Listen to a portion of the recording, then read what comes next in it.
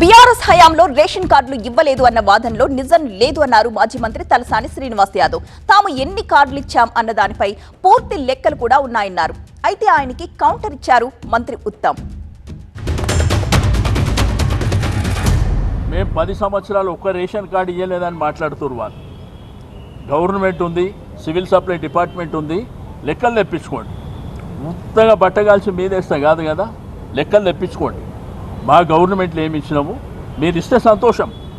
మేము కూడా ఏమి ఇచ్చినామో మీకు ఏ సంవత్సరం ఎన్నెన్ని ఇచ్చినామో అనేది ఉన్నది కదా లెక్కలు.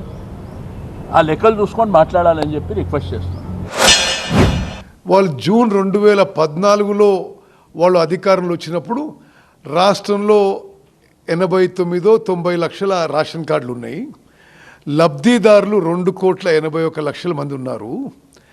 వాళ్ళు దిగిపోయే నాటికి 10 ఏళ్లలో ration card net on net అంటే డిలీషన్స్ అన్నీ తీసేస్తే మొత్తం పెరిగింది తెలంగాణ రాష్ట్రంలో 40,000 కార్డులు. అంటే లెస్ దెన్ 0.5% ఉన్న కార్డులలో.